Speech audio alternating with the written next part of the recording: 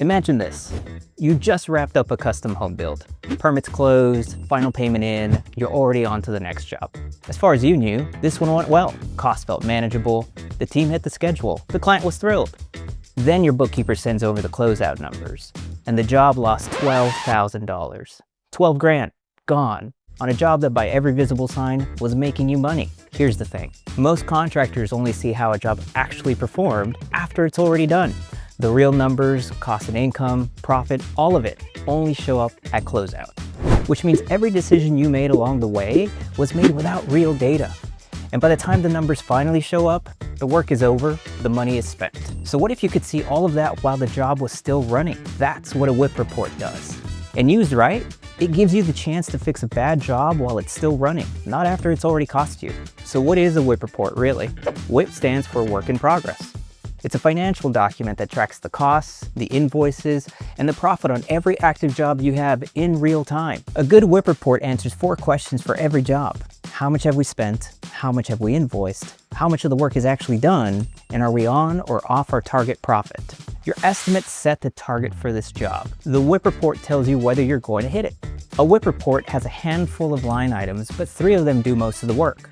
The contract amount, which is what the job is worth, cost to date, which is what you've spent, and invoice to date, which is what you've invoiced your customers. Take your costs, divide it by your budgeted cost, and you get your percent complete. That's how far along the job actually is financially, based on real numbers instead of gut feel. The next step is take that percent complete and multiply it against your approved price. That is the amount you should be invoiced at a minimum. And that gives you the one number most contractors get wrong: over and under billings.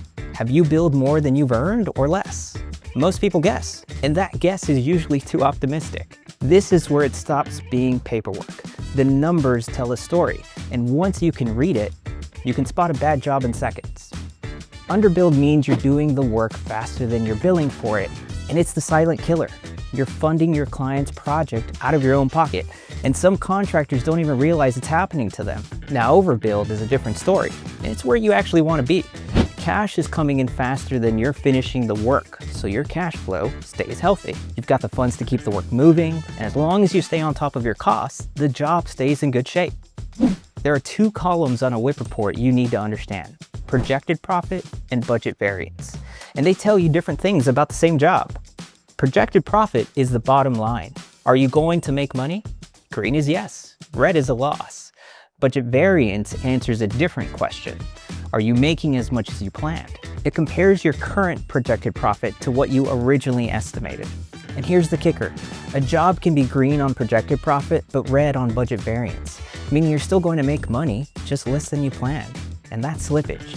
When budget variance is green, you're outperforming your estimate. That's grippage. Your goal is to watch both and catch slippage early before it ever pulls your projected profit into the red. Which brings us to the trap.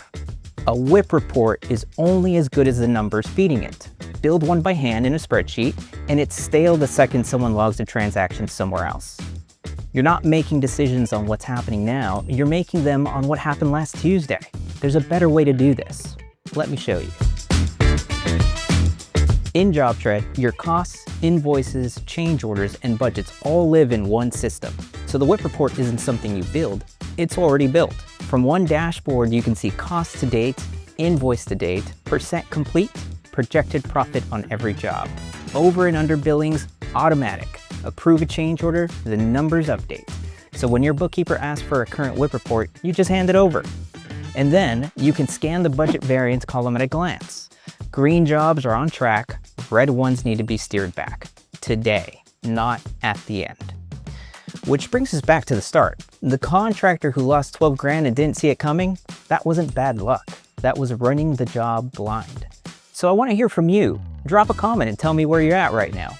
Are you running WIP reports? Are you running one in a spreadsheet? Or are you still finding out at the end of the job? I genuinely want to know.